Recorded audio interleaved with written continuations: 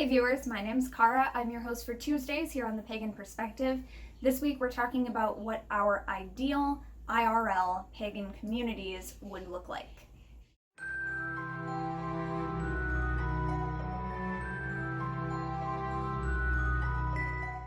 This week's topic comes from Eris. The text will be in the description of this video as always, but it is as follows.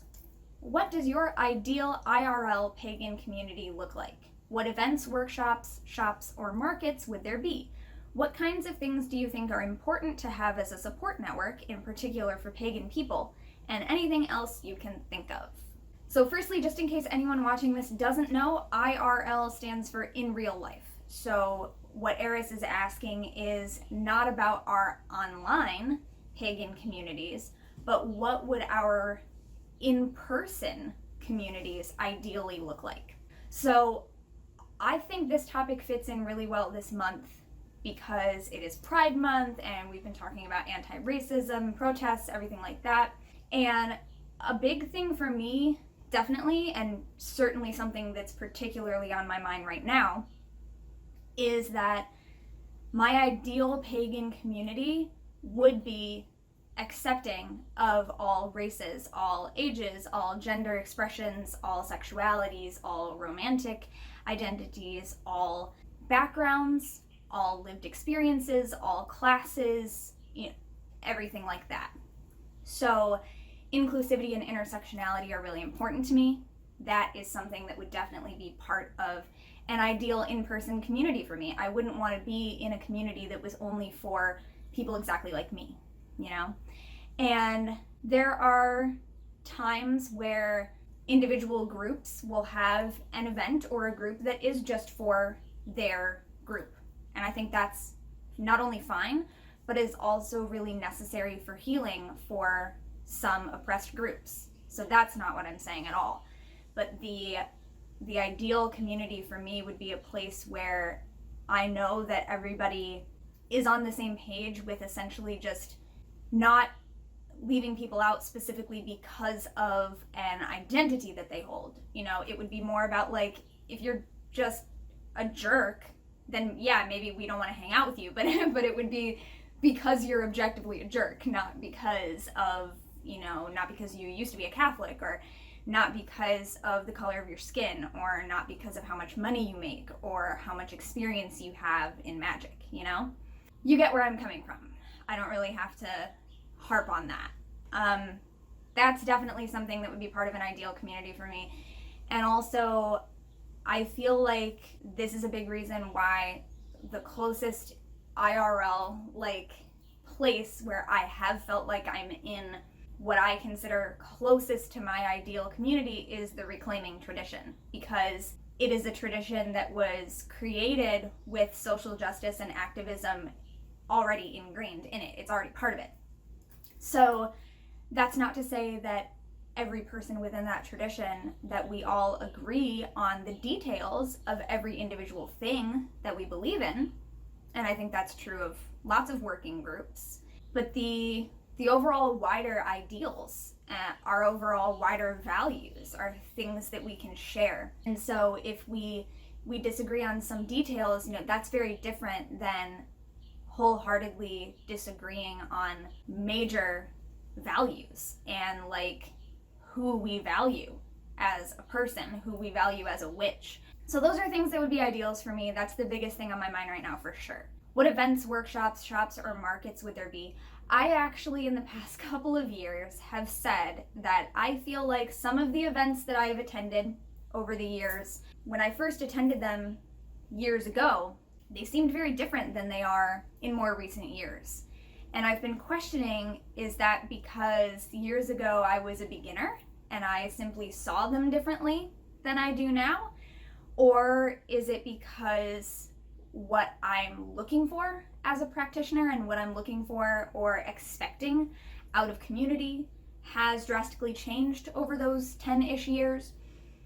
Or is it because something about the events, workshops, and things that I'm going to has actually fundamentally changed? And I think it might be a bit of all of those things, because I have to acknowledge that my own views of these things and my own familiarity with them and what I'm looking for personally has definitely changed over the years. But I also think that some things objectively have changed. I've observed that some events have gone from being more about education and sort of outreach and welcoming different people and different views to just mostly being about selling things. And I'm not the kind of person who goes to any type of big event just to go shopping. That's just a thing for me. I usually bring a little bit of money because I do want to look around. I want to support people. I want to support craftspeople, artisans, things like this, right? I want to be able to give a little bit of money to people who I want to support, businesses who I want to support. Sometimes you go to the same thing year after year and it's the same vendors year after year. It's the same type of thing year after year. So kind of like whatever I already wanted, I probably already got it. And so now it's like I'm looking around and noticing, if I'm not buying something, or like, in the past I had more pocket change. I had more stuff to bring with me to events to spend because my own income was different than it is now. Now I go to these events for community and for education and to see what's going on with like workshops and things like that. I'm interested in talking to people. I'm interested in learning. And I'm not so much interested in the shopping. And when I go with that type of thing in mind, and even with like maybe I have no money with me to spend, that's when I notice, if I'm not here to shop, there's not a whole lot else going on. And I'm also seeing people on social media describe certain events as, oh, I went to a concert because there was a pagan band playing at the event. They're looking at it as, oh, I went to a concert. No one's talking about, oh, I went to a community-wide, pride, education, outreach event. Like, I went to a great event where we can learn and share and, like, you know what I mean? So it's being seen very differently by different people. I think that might be because they've changed. So I have been thinking that in my ideal community, there would always be a nice balance of those things. We definitely want people to be able to make money and be supported by the art and the work that they do.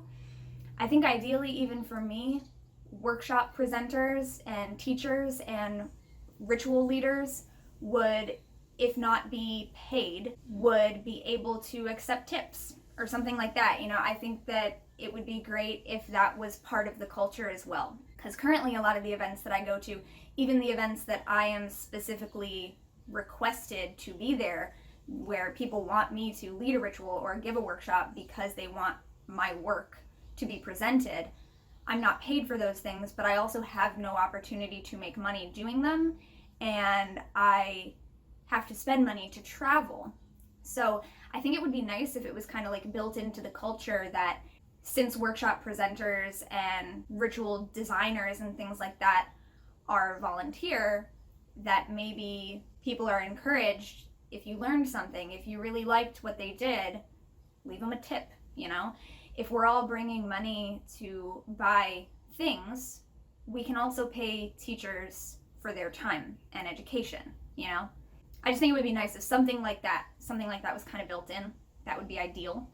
I've also thought that it would be cool to have some events, because we already have maybe the big events. I don't know where you are, so I don't know what's true where you are. But there are lots of larger like pagan pride events in lots of places already, and I feel like a lot of them are heavily leaning on just having the vendors, like I said, and paying musicians to be there. Usually musicians are paid, and any like big special guests, like famous pagans that are asked to come in, those people are paid. People like me aren't paid, even if you ask me to be there and I don't just offer to do it. So knowing that there are already the events that have budgets to pay certain people to be there and pay musicians to be there and that have vendors and stuff like that, I think it would be cool to have some more like smaller events throughout the year that are just places where people can come and learn stuff, and that it is not paid. Nobody is paid, it's all volunteer, but also it's not something that you have to bring any money to. So it also doesn't have to be planned by anyone. Nobody has to fundraise It doesn't have to be planned by anyone with a budget, is what I was about to say.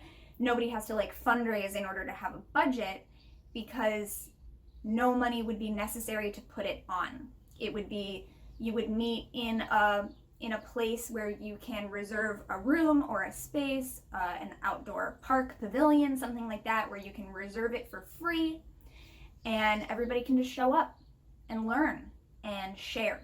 And there are some things like that that I've been introduced to through Reclaiming that are called skill shares. Typically when we go to a skill share, we do bring a small donation, especially if supplies are being provided for whatever the skill is that we are learning.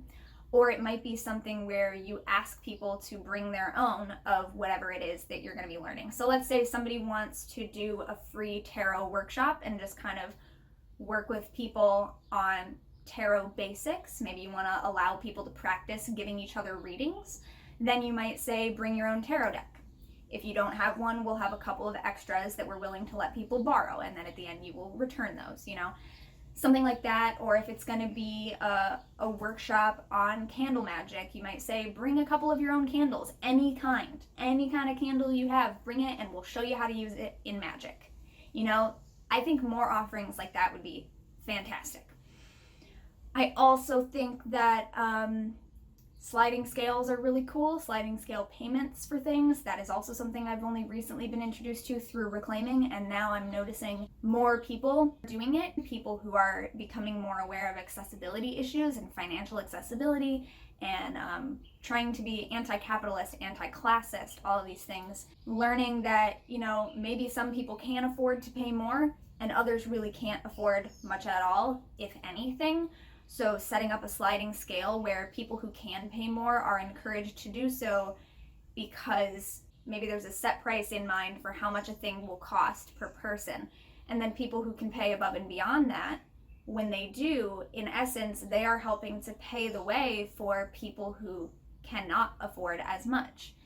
So I think that's a fantastic system. I've started implementing that like in my readings offerings. I now have a sliding scale option, which just reminded me, I got an email the other day that someone purchased a reading from me, and I just remembered I have to do that. Okay, so probably gonna try to do that later today after I record videos. I'm recording 2 videos today, one for here and one on my personal channel, because I've really been focusing on just sharing other people's work and talking about everything that's going on right now. I haven't been creating a lot of my own content, so I figured for right now, it's easier for me if I just spend one day doing my pagan perspective video and doing a video for my channel and just have them both done, you know, and then I'm not spending multiple days out of the week creating my own content. Anyway, yeah, just reminded me I have a reading to do.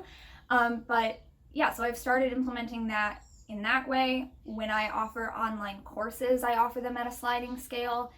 I just think it's a really cool option, and it's, you know, financial accessibility is something that's very important to me, because again, in the past, I've had my own higher income where I had the ability to spend more money on certain things, and now I really don't. So I'm much more cognizant and aware of that now than I might have been before. Even though I've never been someone who has like a ton of extra cash, I've always been needing to budget and pay attention to where my money goes.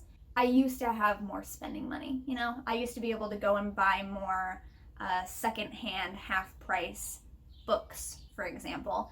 Now I read pretty much every book that I read in the past few years has been through the public library system. So support your public libraries. They enable people to have access to so many resources that they otherwise would not have access to, including the internet, because not everybody has internet at home, not everybody has a printer, not everybody has a fax machine. There are still things that are required to be faxed, like government documents and things.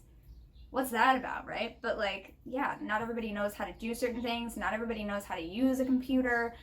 So yeah, little shout out to the public library system, which you know I'm always good for.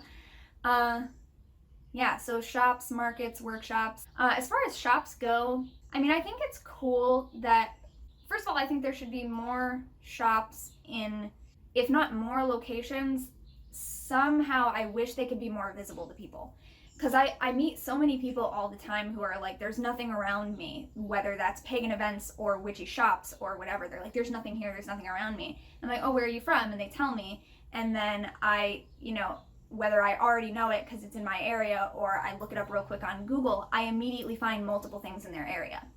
And it's just like, I don't know if it's because people don't know how to research, like they don't know what words to look for to find the things that they want, or if it's because those shops or events aren't visible enough because maybe they're only advertising on one form of social media and not everybody uses that, so that's not very accessible, or not everybody has the internet again. So I don't really know what it is, but that happens a lot. So I feel like a lot of the time I meet local people who have no idea that there are witchy shops, and then it's like, yeah, there's one here, there's one here, there's one here, there's 2 in this city, there's like 3 in this city, there's 1 in this neighborhood, there's 1 in that neighborhood, and they're just like, wow, really? Like, I had no idea, So I don't really have the words to formulate what that idea is, but I think ideally people who are looking for things would be more able to find them because they'd be more visible somehow, right?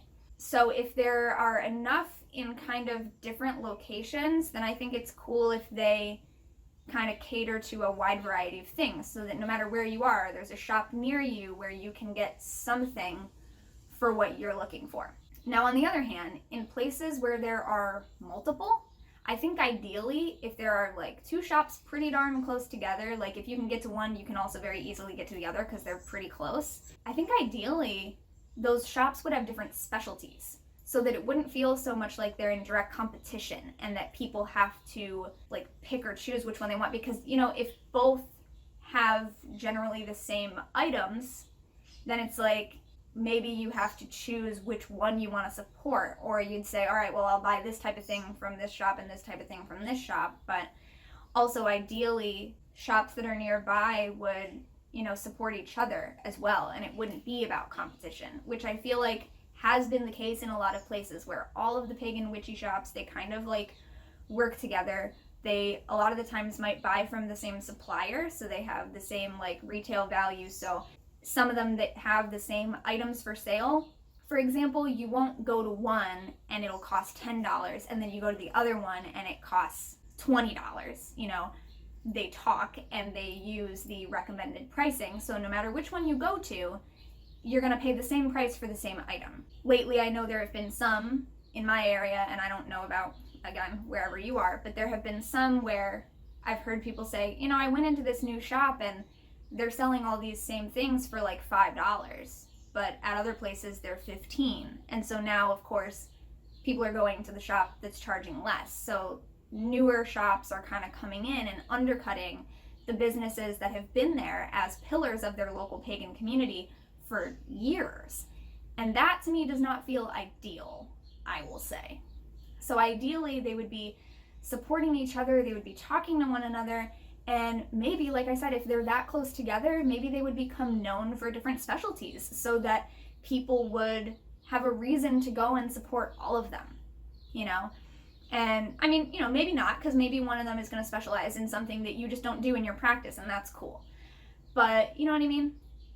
So, but otherwise, if there's only one in a given area, it's the only one that people can reasonably get to in their area, then I think ideally they would have a little something for everybody, And ideally, shop owners would have enough experience and enough knowledge to speak to people about different paths and help them out a little bit. Because I do feel like there is this assumption that if someone owns a shop, they're automatically an expert in everything, and they're not necessarily. Sometimes they are an expert in their own personal practice, but they might not actually know much, if anything, about other types of pagan practices. And I feel like there's this assumption that shop owners know everything about everything. And unless they have personally done that work to educate themselves, to learn about different paths so that they can help whoever walks into their shop looking for information, unless they've done that work themselves, we can't assume that. And that's something that I've definitely seen as well.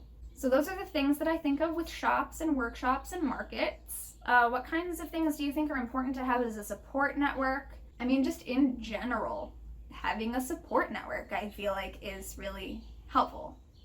And I can't always say that I've felt like I had that. A lot of the time, you've heard me say this before, I don't think that places that refer to themselves as a pagan community really are communities in the sense of like, not everybody knows each other, not everybody works together, not everybody's even interested in knowing about what each other are doing. You know, I feel like when we say pagan community, a lot of the time we're talking about people who live within a given area. So I think of it more as like a demographic, or now I'm not going to remember which author it was. Something that I read a while ago talked about intentional communities versus unintentional communities. Like, for example, the people who live on your street are an unintentional community because you happen to be a community just because you live there, right?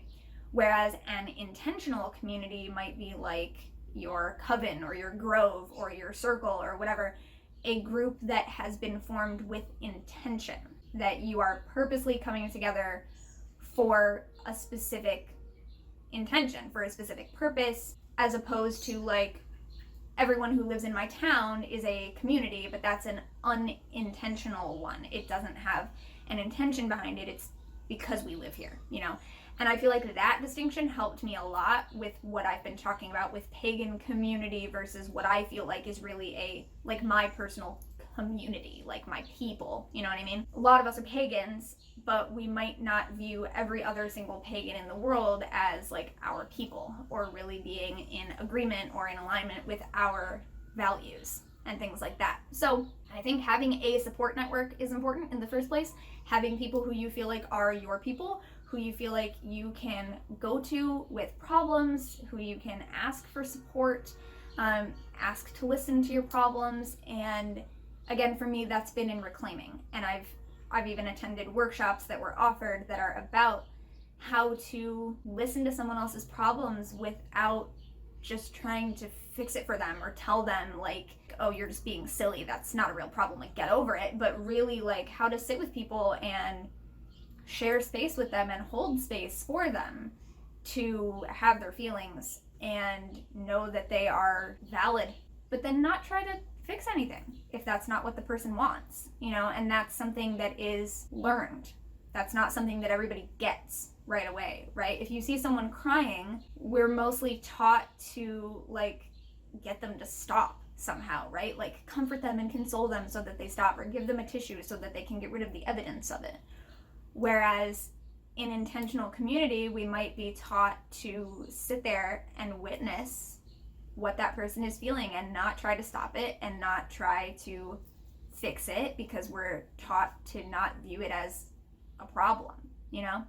So I've been learning a lot from that community. Things that are important to have, in particular for pagan people, I feel like for me personally, more counseling options that are pagan friendly or witch friendly would be great. Because again, with the financial accessibility being an issue, I personally haven't been able to see a counselor or therapist since college because it was included with my tuition through my campus health center. And since then, I haven't been able to see a counselor because I don't have the financial ability to do so. But there are some that are free or very low income, right? But when we look up those offerings, a lot of the time they are being offered by Christian or Catholic churches, which isn't always necessarily a bad thing, right? It'll always depend on the person that you get, because not everybody is automatically going to be unsympathetic or uninterested in working with and helping a pagan or a witch, but some of them will be. And so it depends on whether they're being instructed to really counsel from a Christian point of view and what that Christian point of view means to them, you know, because to some Christians that will mean I help everybody who comes to me for help. And to others that will mean, oh my God, you're a witch, that's so evil and wrong, right? So it's always going to depend on the person. But I think if there were more pagan-friendly counseling options readily available, that would be fantastic. That would be an ideal for me. Also, something that I know is a topic that a lot of people talk about is elder care and death and dying resources. Like death doulas are a thing, death workers are a thing that I know some people talk about in the community because we have those in the pagan community.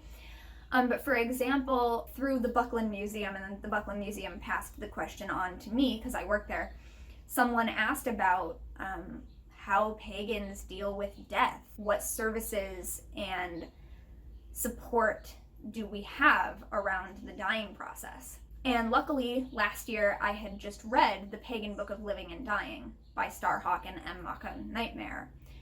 So I had that available as a resource to talk about. And a couple other books that had mentioned like beliefs about death and reincarnation and things like that. But other than a few books, I really didn't have a lot of like resources to give this person, other than like mentioning death workers are a thing, you know. But again, I feel like there could be more of that readily available. And again, this might be an issue kind of like with the shops, where there might be a lot more of those things available, and I just don't know it because for whatever reason they're just not as visible, or it's not as easy to find them. So this might go back to that same thing as before, just wanting things to be more visible for people so that people who need a certain support can find it. Either it's not out there and ideally it would exist, or it is out there and ideally we would easily be able to find what is out there. So those are the two big things I can think of as far as like support network for pagans. Anything else I can think of? I think I've already said a lot. I think I've rambled a lot and gone on tangents related to the other things that I already said. A lot of the things that I think of as ideal community, I don't think they're like crazy wild fantasy daydreams, right? A lot of these things I think are things that we could accomplish. These are things that are very possible. We just have to build them. Maybe there are a couple things that are like, I don't know if this could really happen, but this would be really cool. But I think most of the stuff that I think of tends to be like, yeah, maybe it doesn't exist right now, but I really feel like it could. I don't feel like these things are that far out there.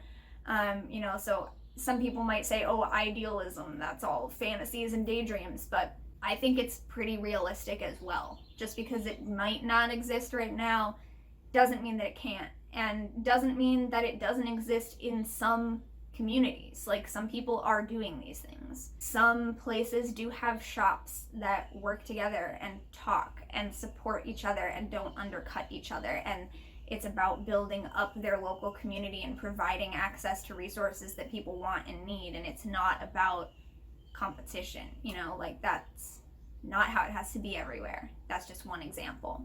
So yeah, thank you, Eris, for such a great topic for this week.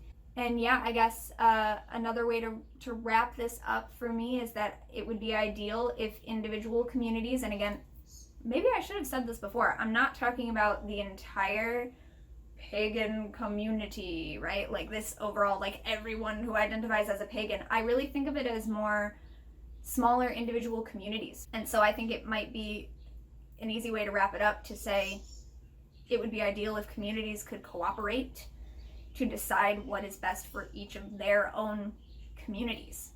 And therefore, another community might not have the same answers as my community or another community, right? But ideally, we would be able to work with the people who we do consider our community and find out what we need and the diverse range of needs and desires that might exist within the pocket of the world that we consider our community. And maybe that's a tiny pocket, and maybe it is a big pocket. Maybe it's a global tradition, for example, or maybe it's the community in your city, or maybe it's your personal circle. But whatever it is, ideally we would listen to one another and figure out what everyone involved in that community is going through and what we all need to feel supported, and we would have that support network. And yeah, all right, thank you, Eris, and thank you for watching or listening to this video, and I will see you next time. Until then, don't forget to be awesome, blessed be, and goodbye.